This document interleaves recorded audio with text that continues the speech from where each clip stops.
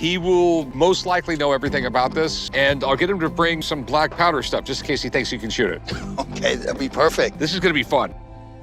Most days at the pawn shop bring in a few $100, but every now and then, something huge walks through the door. We're talking rare treasures, massive negotiations, and jaw-dropping price tags. These are the moments when the deals were so big, they made history. Get ready for the biggest paydays and record-breaking sales ever seen on Pawn Stars. We'd start this list with a customer looking to sell something that's actually very rare and unique. The customer meets Rick and Corey at the firing range, and he shows them his rare Civil War Lindsay double rifle. Believe me when I say Corey and Rick are stunned by the sight of how clean the rifle is, given the fact that it's an antique weapon. The rifle shoots 2 bullets instead of 1, and you can already tell that Rick is going to be interested. Anthony. Rick! Rick, how you doing? Corey. So this is the... This is Lindsay. What is a crazy Lindsay? I think the guys, Lindsay, who designed it, wanted to make a rifle that shot multiple high-powered rounds. Did this customer just say he wants $10,000 for the rifle? Wow, now that's a lot of money if you ask me. But then again, it's a pretty unique item. Only 1,000 of the guns were made during its day, so having such an antique weapon in the pawn shop's collection is going to be awesome. That's if the gun still works anyways. I'm sure Rick is going to have a lot of things to say about this gun. Crazy system. I don't even know exactly how it, but you would load it, and then there's some sort of, and it would close like a door. Then you would load it again, pull the hammer back and shoot you'd pull it back again and shoot the back. Okay. Oh wow! For such a rare weapon, it sounds like the soldiers back in the day really hated the weapon. Rick talks about the history of the gun, and he says some pretty interesting things. Apparently, the gun was not liked by a lot of soldiers because it worked pretty well in the firing range, but was horrible at the battlefield due to its slow reload time. He even goes on to say that soldiers would break the gun so they could be given a different weapon. It's a really rare gun. Where did you get it? Well, for 18 years, I worked for a week before he retired. He decided, hey, Anthony, every day you come in, I said, oh, I can't afford that. A gift from me to you for your dedication for all these years. Okay, so that's how I got it. When it comes to checking out guns, this is the part that usually gets Rick on his toes. Now, Rick asks the customer how much he wants for the rare Civil War Lindsay double rifle, and the customer says that he is looking to get $10,000 from its sale. Rick then tells the customer that he would have to call his expert to come check out the gun and analyze 2 things. The first is if the gun works at all, and the second is the gun. Let's see what the expert has to say. So, in 1860, this musket system was designed by Parker Lindsay. And he got a patent for this system. So it's double hammer, single barrel, single trigger, double round. I guess we know why he is an expert when it comes to guns. The expert makes his way to the firing range to meet up with Rick and examine the rare Civil War Lindsay double rifle. He sets his eyes on the gun and is immediately excited by it. He then goes on to give a proper explanation of how the gun is loaded and how it's able to fire 2 bullets at the same time. Deal between the round and the second round. Firing the first would make the second round also too much pressure for the chamber, so the gun will literally... Someone thought this was a good idea. It's crazy that people would want to collect a gun when it's known to be a failure of a weapon. The expert is done explaining how the gun works, and he gets to why the gun was a massive failure back in its time. After the Michigan Volunteer Infantry took them into the line of Peebles Farm and they lost the war, the guns were taken out of service, and a lot of them were destroyed. The ones that escaped destruction are now very hard to find. I'm not shooting it. I mean, it would be safe if you just fired the rear round. It's any firearm that's functional is going to be worth it. Are you comfortable with me firing this? I guess nobody wants the gun blowing up in their faces. Now, Rick asks the expert if it's safe to even fire the weapon given how dangerous the gun is. The expert explains that since they would be firing just 1 shot, it's pretty safe, but before they do that, he would need at least an hour to properly inspect the gun and make sure that when they fire the gun, it does not hurt anyone. Well, let's see if this gun is going to live up to its history. The diagnosis is healthy. Diagnosis is perfect, yes. Okay, you good? Ready for it? Let's go. Put your ears in. Start with the powder, followed by the projectile. The targets today, 3 clear buckets of biodegradable. All right, let's see what happens. All right. All right, here we go, guys. Now that was a perfect shot. I've got to say, this expert's aim is on another level. The expert comes back with a diagnosis of the tests he performed on the gun, and it turns out that the gun is in very good condition to be fired. He arranges 3 clear buckets of biodegradable water beads that serve as the targets. He loads the gun with gunpowder and aims at the obstacles. He fires 1 clean shot, and as you can see, the gun works pretty well. Now let's get to the next part of the conversation. All right, so the big question. They only made 1,000 of them, and most of those don't don't exist would go for in the condition it's in? $4,000. Okay. All right. Appreciate you coming by. All right, no problem. That was Absolutely, thank you. all right. Well, that's going to take the smile off the customer's face. The expert is done testing the gun, and Rick asks him the big question, which is how much the gun is worth. The expert, without a doubt, tells Rick that the gun is to be valued at $4,000. The customer hears those numbers, and his face says it all. He is not happy that the price went from $10,000 down to $4,000. I wonder what Rick is going to offer the customer. Yes. Okay. So you wanted 10,000. I'm thinking 2,500 bucks. Well, that's I can't do it for 25. Realistically, the best I could do.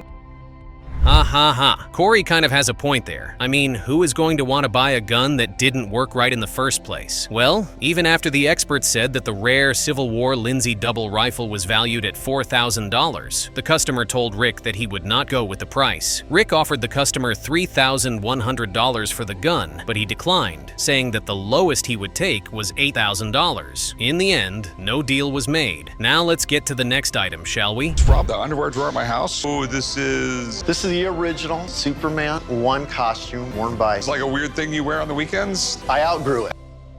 If the original Superman is not Clark Kent, then I have no idea who is. Now this customer walks into the pawn shop with something that's white out of the ordinary. He brings in what he called an original Superman costume that was used by Christopher Reeve. The customer says that he bought the costume at an auction 4.5 years ago, and he wants to sell it so he could get some money so he could reinvest in other pieces to expand his collection. Movies like this were cool. It wasn't like they had seats, so they had to create all this stuff. Christopher Reeves they didn't use a padded suit at all. He put on like, I think 20 pounds of muscle for the movie. Damn. Okay. I could do that. Sure, I can tell.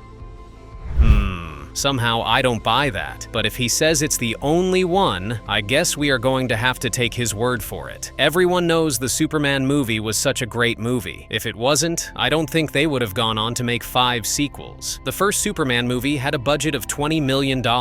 When the movie was in theaters, it made over $70 million. You can tell it was quite a movie. All right, because if you're filming 7 days a week, long hours, get really funky, all right? So I'm assuming there was more. So what else you got in the box? Well, we have the green crystal here. Is that kryptonite? That is kryptonite. That is not the kryptonite. At this point, I'm pretty sure the question running through everyone's mind right now is how many times Corey has watched the Superman movie. He seems to know quite a lot about the items in the movie. They end the discussion about the costume, and the customer pulls out another item. He brings out the green crystal that was regarded as the kryptonite in the movie. This customer must really love Superman to have all these items in his collection. Okay, so how much do you want for all this? $100,000 for both. It's quite a bit of money. If I call someone in, No problem at all. can you throw up the tall Rob signal? That's Batman, dude. Calm down. I guess we're bringing an expert. The customer seems to be very sure that the items he brought in are authentic, but if he wants $300 for both of the items, then I think Rick has every right to call an expert. $300 is a lot of money if we are being honest. Who knows, maybe the items are actually authentic, like the customer said. Oh well, Rick tells the customer that he has to call in his expert to come check out the items. Hey, there's my pajamas. Wow, it's definitely wow factor. And he also has a crystal that built the Fortress of Solitude. It's a great piece and perfect to go along with this suit. So let's talk about the suit. As far as he knows, there's only one, and I'm just thinking, set, he's eating a hot dog and he drips mustard down the front of it. They can't just stop production. Wow. What are the odds that the expert saw this particular costume 4.5 years ago, the exact same period that the customer purchased the costume? Now the expert comes in, and the first thing he says is that the rule of Hollywood memorabilia is that they never make one costume. He puts on his gloves to examine the costume because it could have a lot of oil and dirt on it. And let's not forget the fact that he said the only way to identify its authenticity is through the chain of ownership. For 1978, it's a stretched nylon. Second clue we look for is a prop. So when I do come across a piece that doesn't have that, it questions its authenticity. I'm gonna carefully lift this up. We have a sewn-on label that says C and a prop number and a studio number. Looks like the costume passed the check of being authentic. The expert begins his check, and he starts by going through the material of the costume. He says that it's made of stretched nylon, which fits the fact that it was made in 1978. The second thing he looks out for is the prop number, and to his surprise, he finds 1 and a studio number, which immediately verifies that the costume is very much the real deal. Now let's see how much it's valued at. Jet, So what do you think it would be sold at auction for? with that piece, I think at auction, a significant value in excess of $250,000. Okay, thanks, man. My pleasure, thank you.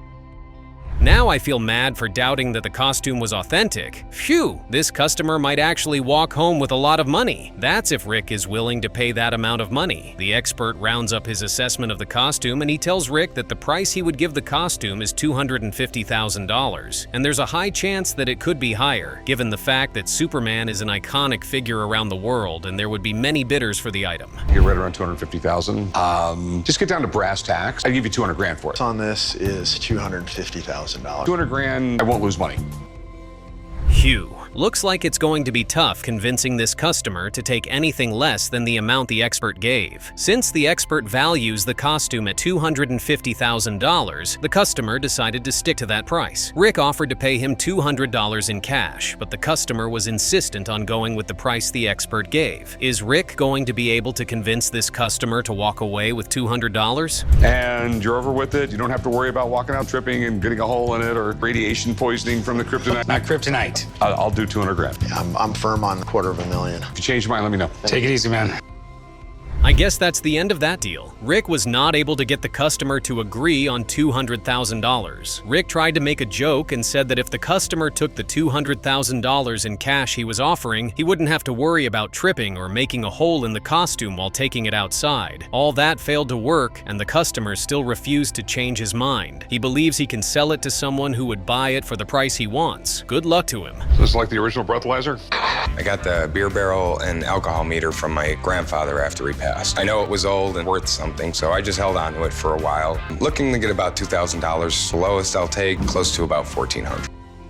This would be my first time hearing the words near beer. Now, this customer walks into the pawn shop with two items. The first item is a beer barrel, and the second one is an alcohol meter. The customer says that he got the items from his grandfather after he passed away. He knows they are old and most likely worth something, and so he decided to bring it to the pawn shop to see how much he could get for them. Oh, this is some weird apparatus measure alcohol in beer, wine, whiskey, or something like that. If you know how to use it, I'm sure it still probably works, but I have yet to use it. I don't know as much about these items as I should, but being a really big fan of beer and history, Looks like we have another customer who isn't ready to take the price that Rick is offering. Rick knows quite a lot about the beer barrel, but he has no idea what the alcohol meter is. It's weird that he doesn't know anything about the alcohol meter, because Rick knows almost everything about anything. The customer says that he wants $2,000 for both items, but Rick tells him the best he can do is $1,000 for both items. This thing right here is cool, but it takes up a lot of space. Hey, what would we take?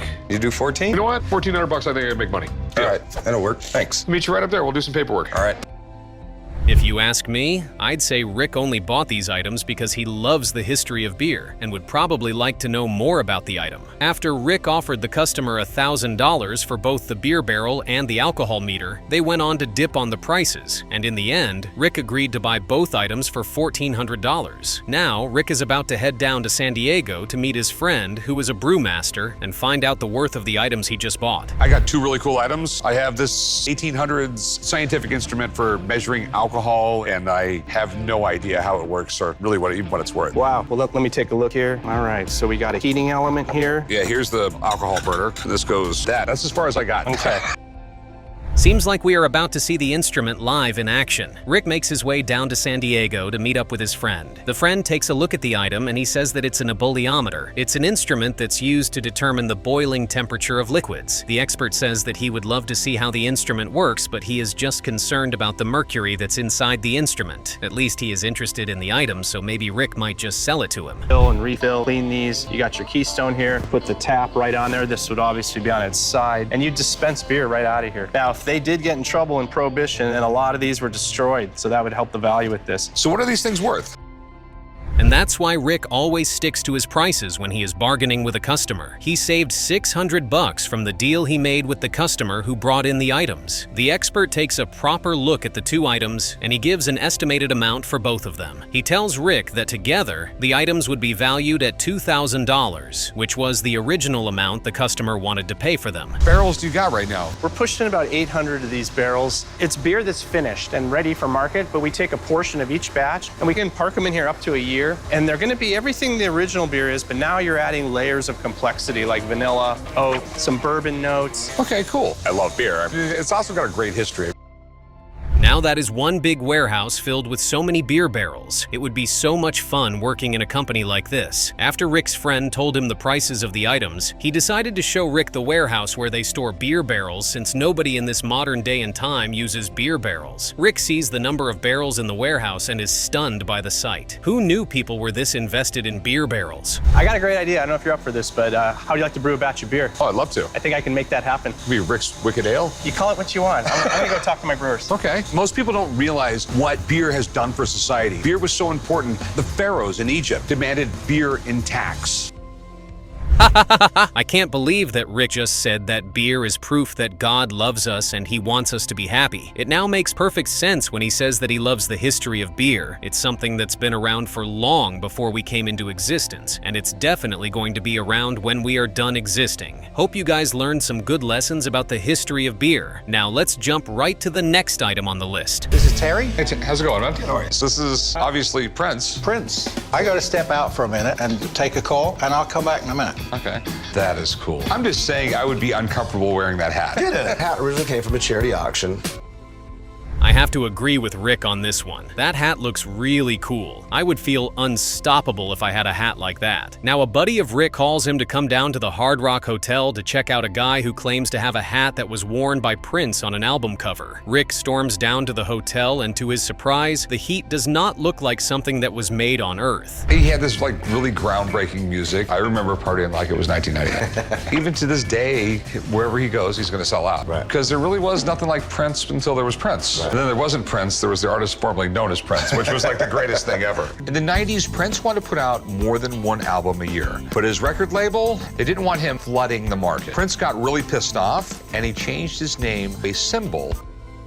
That kind of made sense, and did not make sense at the same time. Looks like the Prince was quite an extraordinary artist back in his prime. Rick even says that he is still relevant to this very day. Prince's breakthrough album, titled 1999, was self-produced and made at his home studio, and it brought him a ton of money. Like Rick said, Prince was the greatest thing ever back in the day. Now I wish I was born at that time. Rock and roll stuff scares me, especially when it ends up at a charity auction. People just assume everything's legit. I mean, my big concern about this thing is this doesn't match that. There's more chains on the album cover than there are on this. So yeah, maybe some are not there. One here that's missing, not over here. We don't have any missing. Okay, so maybe there's something here I don't understand. So how much you want for it? $5,500. Why do I get the feeling that this particular item might not be as legit as the customer claims it to be? Rick takes a close look at the item, and he notices that the hat on the album cover does not look like the hat that's up for sale. A couple of chains are missing, and the fact that the hat ended up at a charity auction just makes him very skeptical about its value. The customer says he wants $5,500 for the hat, but Rick had to speak to his friend first. His name, so it's why he became a symbol. Okay. Prince is one of my favorites. Everybody's declared him as a musical genius these days. Taught himself to play just about every imaginable instrument by the time he was 14. So he's really had a long career, but is a remarkable businessman as well as an artist. Ouch! That look on the customer's face says it all. He is not excited about what he just heard. Rick was already very skeptical about the hat, so he decided to see what his friend thought about the hat. The friend takes a good look at the item, and he realizes that the hat doesn't match the one on the album cover. He then goes on to say that it reduces the desirability because they can't really determine if it's an original or a fake. What is it worth? If this could be connected directly to Prince, I'd say $3,000–4,000. The way it is now, which is a bit speculative, I'd say it's more in the $800 to $1,500 range. Okay. The paperwork does represent that it was donated by Paisley Park or Prince's organization.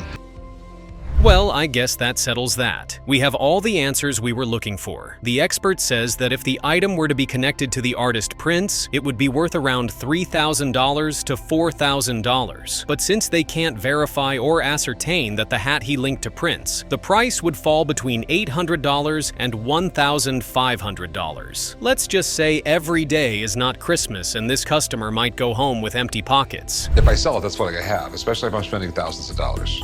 I just think we're not going to make a deal on this, you know. So maybe it's worth trying to put a paper trail to it. Don't get me wrong, I do think it came from Paisley Park. It just needs to be proven that this is the one that Prince wore. Right. Looks like I was right about him going home with empty pockets. Rick and his friend come to a conclusion, and sadly they don't make a deal with the customer. Nobody wants to buy something they can't verify or determine if it's an authentic item. Rick then tells the customer that if and when he is able to verify that the hat actually belonged to Prince, he should give him a call, and maybe then a deal can be made. It must really suck to be in this customer's shoes right now. I'm gonna do more homework on this. And if it is an authentic Prince hat, then I need to do the paperwork, and when I do sell it, get the money at command.